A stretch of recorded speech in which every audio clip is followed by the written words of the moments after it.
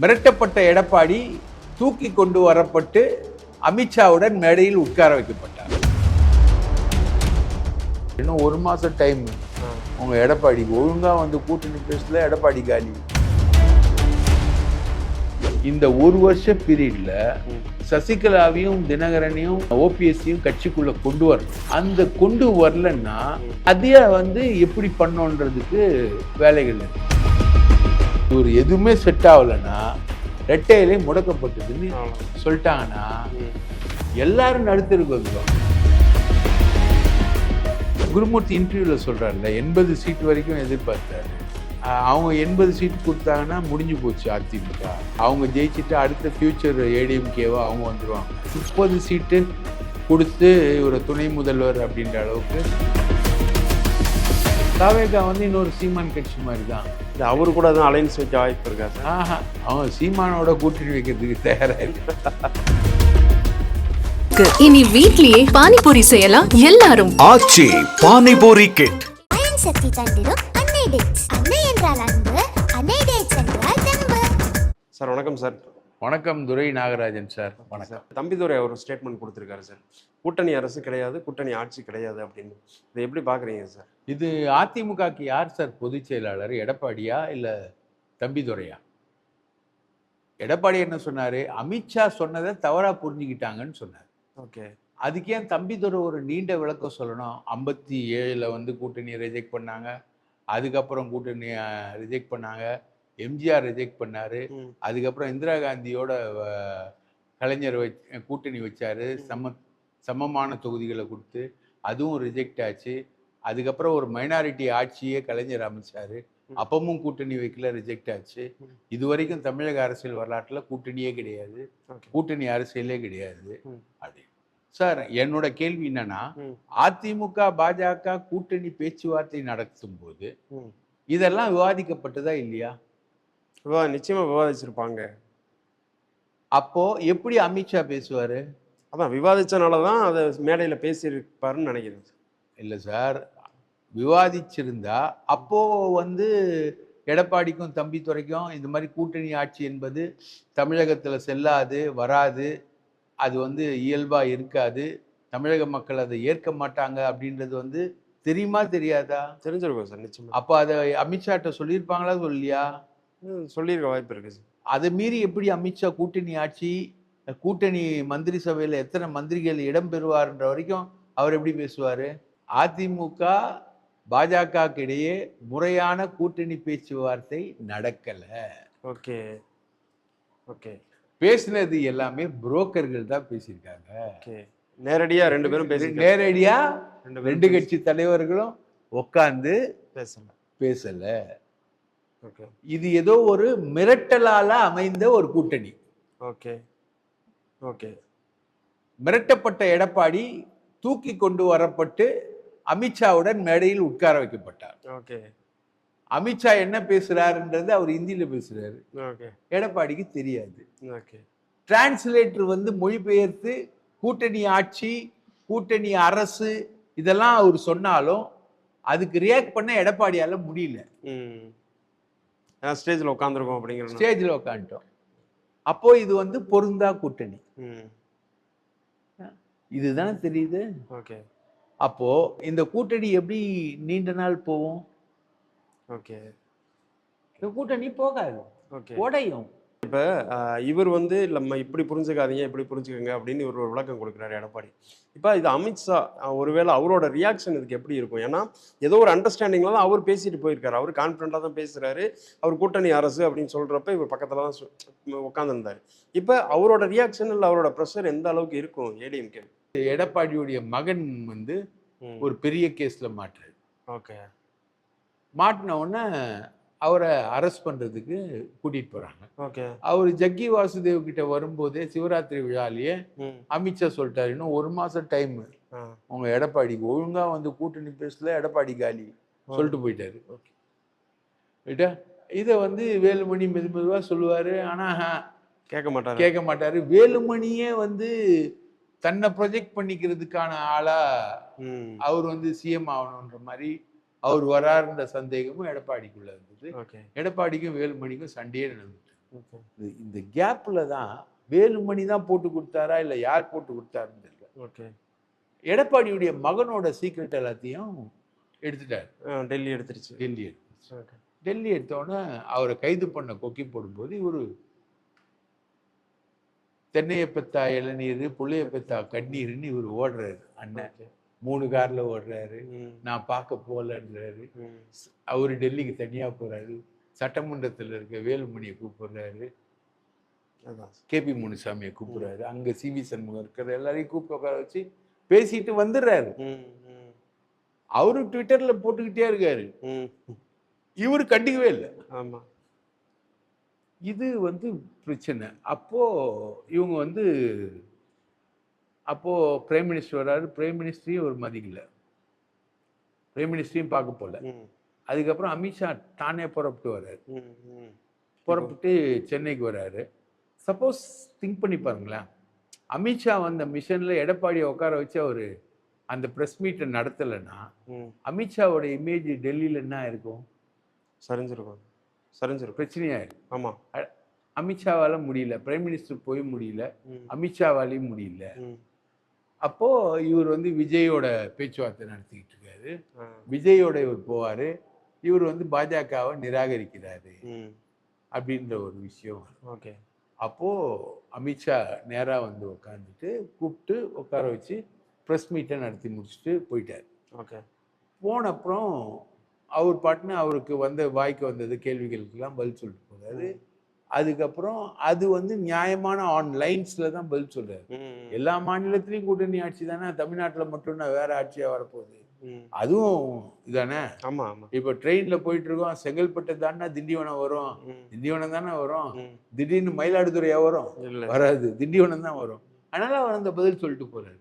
இவர் இந்த பதிலை மறுதளிக்கும் போது ம் இவர் கூட்டணிக்குள்ள பிரச்சனையே உருவாக்கல. ஓகே அப்போ 2 இஷ்யூ சால்வ் ஆகல. ம் ஒன்று தென் மாவட்டங்கள்ல அதிமுகவுக்கு வாக்கு வங்கி வலுவாக வரணும்னா ம் முக்குளத்தோர் வாக்குகளை பெற்றுத்தரக்கூடிய ஓபிஎஸ், சசிகலா, தினகரன் சேரும் இந்த டீமை சேர்க்கணும். ம் அதை எடப்பாடி பேச்சை கேட்டு அப்போ பேச்சுவார்த்தை அந்த புரோக்கர்கள் நடத்துறாங்க. யார் புரோக்கர்கள்? சதாசிவம் ஒரு புரோக்கரு, ம் இன்னொரு புரோக்கர் நம்ம குருமூர்த்தி, ம் இவங்கெல்லாம் தான் பேசுறாங்க. Okay. புரோக்கர்கள் தான் நடுவில் பேசுறாங்க. அந்த பேச்சுவார்த்தையை வச்சு ஒரு உட்கட்சி பிரச்சனையை தீர்த்துப்பாங்க ம் அப்படின்ற மாதிரி சொல்லிட்டு ம் இது அதிமுகவுடைய பேசிக் பிரச்சனையை சால்வ் பண்ணல. ஓகே அதிமுக யூனைட் ஆகல. 2வது பாஜகவோட கூட்டணி சேர்ந்தா பாஜக கூட்டணி ஆட்சி தான் அமைக்கணும். ம் அதுதான் பாஜகவோட ட்ரெண்டு. ம் 134 தொகுதி நின்னா 100 தொகுதி அவங்க நிற்பாங்க. ம் 134க்கு 100 அவங்க நின்னாங்கன்னா ம் அந்த 100 தொகுதியும் அதிமுக ஜெயிக்க வைக்கணும். ஆ அதிமுகவை இவங்க 134 தொகுதியில இவங்க ஜெயிக்க வைக்கணும். ம் இதுதான் கூட்டணி. ஓகே அப்ப அந்த கூட்டணியோட அலைன்மெண்ட் இல்லை அப்படின்னு வரும்பொழுது இந்த முதல் பிரச்சனையை சமாளிக்கிறது எடப்பாடி ஒத்துக்க மாட்டாரு. ஆ ரைட்டா? ஓகே அப்போ என்ன பண்றாங்க, இப்போ அடுத்த கட்டமா டெல்லிக்கு இந்த பேச்சு நடந்த உடனே டெல்லிக்கு கூப்பிட்டு பேசி ம் எடப்பாடி சைட்லேருந்து நம்ம அதெல்லாம் தேர்தலுக்கு அப்போ பார்த்துக்கலாம், ஆ இப்போ ஒன்றும் ரியாக்ட் பண்ணிடாதீங்க ம் அப்படின்ற மாதிரி சொல்லியிருக்காங்க. ஓகே அதனால அதை ஒரு கெப்டின் அபேயன்ஸ் மாதிரி வச்சிருக்காங்க. ஓகே பிஜேபி பெண்டிங்ல வச்சிருக்கு. கூட்டணி ஆட்சி அப்படின்ற கோரிக்கையை பெண்டிங்ல வச்சிருக்கு. அந்த கோரிக்கையை கைவிடல. அதே மாதிரி இந்த ஒரு வருஷ பீரியட்ல ம் சசிகலாவையும் தினகரனையும் ஓபிஎஸ்சியும் கட்சிக்குள்ள கொண்டு வரணும். ஓகே அதுவும் அந்த அசைன்மெண்ட்ல இருக்கு. அதுதான் அசைன்மெண்ட்ல இருக்கு. ஓகே அந்த கொண்டு வரலன்னா ம் அதைய எப்படி பண்ணோன்றதுக்கு வேலைகள் இருக்கு. ஓகே அதுல ரொம்ப முக்கியமான வேலை ம் ரெட்டை இலை கேஸு ம் எலெக்ஷன் கமிஷன்ல இருக்கு. ஓகே அதை கோர்ட் விசாரிக்கலான்னு சொன்னது. ம் இவர் அலையன்ஸ் பேச்சுவார்த்தைக்கு வரலன்ன உடனே ம் அமித்ஷா எலெக்ஷன் கமிஷனே விசாரிக்கலான்னு கொண்டு நவுத்திட்டார் காய. ஆ இப்போ எலெக்ஷன் கமிஷன் விசாரிக்கும். ஓகே அதுல சசிகலாவும் பார்ட்டி, ஓபிஎஸும் பார்ட்டி. ம் அவங்க பார்த்து டிசைட் பண்றதானே எலெக்ஷன் அப்போ பிஜேபி பார்த்து டிசைட் பண்ணதான் எலெக்ஷன் கமிஷன். கமிஷன். அப்போ இவர் எதுவுமே செட் ஆகலைன்னா ரெட்டையிலே முடக்கப்பட்டதுன்னு அவ்வளோதான். சொல்லிட்டாங்கன்னா ம். எல்லாரும் நடுத்தருக்கு வந்துடுவாங்க. ஆ. ஓபிஎஸ் டிடிவியோட சேர்ந்து எடப்பாடியும் நடுத்தருக்கு. ம். இதுதான் அவங்க பண்ணக்கூடிய ஆப்ரேஷன். அதுக்கப்புறம் அவங்க மகன் சம்மந்தி ம். ஏடிஎம்கே மினிஸ்டர்ஸ் நிறைய பேர் இருக்காங்க, ரெய்டு ஒன்று ம். எல்லாத்தையும் விட்டுருவாங்க. ஓகே. விட்டு அடிச்சு காலி பண்ணி இது நான் எதிர்பார்க்குறேன்னா இன்னொரு செகண்ட் ரவுண்டு போகும். ஓகே. ஓகே. மறுபடியும் ஒரு கூட்டம் கண்டிப்பா நடக்கும் வாய்ப்பு இருக்கு. மறுபடியும் ஒரு பூகம்பம் நடக்கும். ம். பூகம்பம் நடந்து தான் இது செட்டில் ஆகும். Okay sir. ஓகே. அந்த மாதிரி தான் இந்த கூட்டணி பேச்சுவார்த்தைங்கிறது போயிட்டு. Okay sir.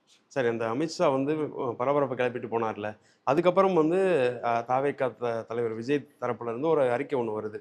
இந்த மாதிரி வந்து மறுபடியும் அது திமுக டார்கெட் பண்ணி தான் இருந்துச்சுன்னு வைங்களேன். பட் ஆனால் அவர் ஏதோ ஒன்று எதிர்பார்த்து ஏன்னா இன்னும் சொல்ல போனால் அதிமுக கூட கூட்டணி வைக்கலாம் அப்படின்னு எதிர்பார்த்து இருந்தவர் திடீர்னு வந்து பாஜகவோட அவங்க சேர்ந்ததுனால ஒரு விரக்தியில் அதை விட்டுட்டார் அப்படின்னும் ஒரு தகவல் உலவுது. அது உண்மைதானா? உண்மைதான். அவர் குருமூர்த்தி இன்டர்வியூவில் சொல்கிறார்ல 80 சீட் வரைக்கும் எதிர்பார்த்தாரு. ஓகே. இவங்கெல்லாம் பேசிக்கிட்டு இருந்தாங்க. அதுக்கப்புறம் தான் வந்து அது ஃபெயிலியர் ஆனவுடனே தான் இந்த சைட்லாம் பேசிக்கிட்டு இருந்தாங்க. ஓகே.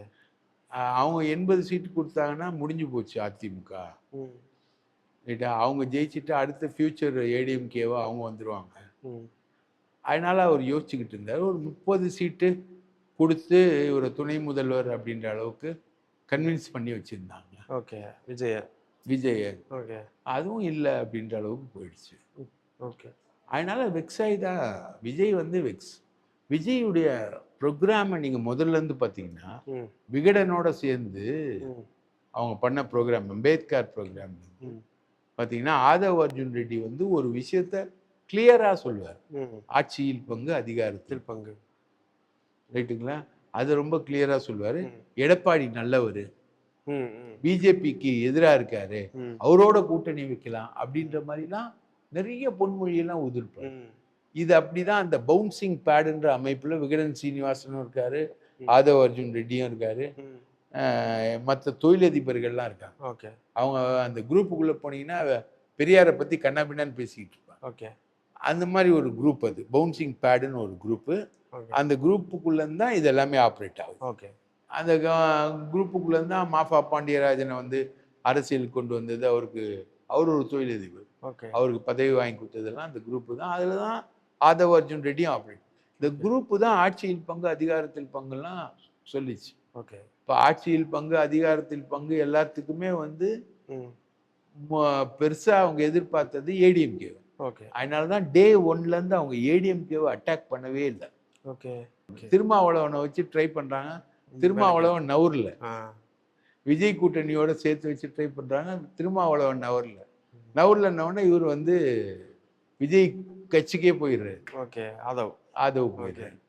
போயிட்டு எதுக்காக ஸ்டார்ட் பண்ணோமோ அந்த விகடன் விழாவில் திருமா கலந்துக்கிற மாதிரி இருந்த அந்த விகடன் விழாலேருந்தே இந்த ட்ரெண்டு தான். ஓகே. அதிமுகவுக்கு கூட்டணிக்கு போனோம். அந்த ட்ரெண்டு தான். ஓகே. அது வந்து அவர் கட்சியில் சேர்ந்தவுடனே அது இன்னும் வேகம் பெற்றுடுச்சு. ஓகே.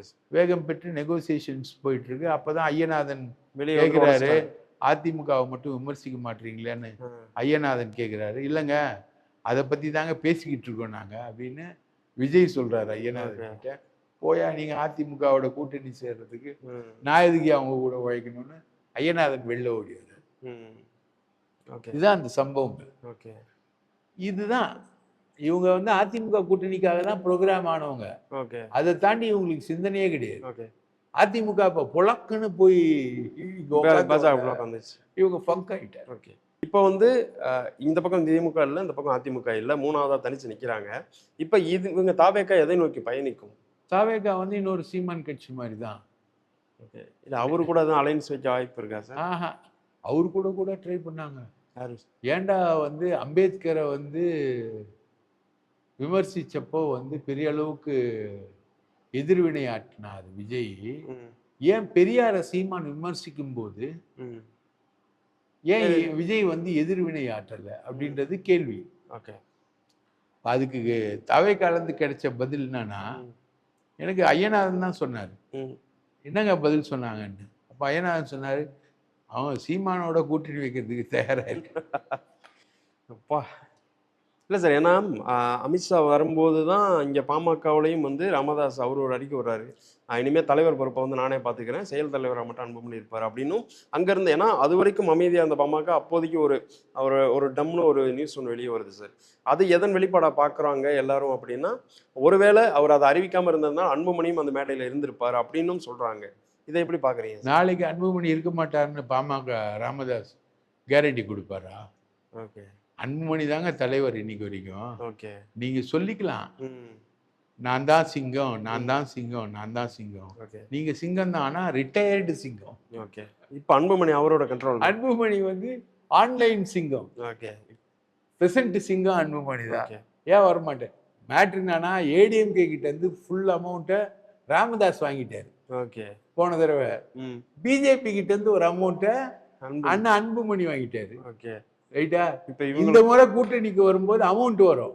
ஓகே, அது யார் வாங்குறது? அது யார் வாங்குறது? இதான் போட்டி.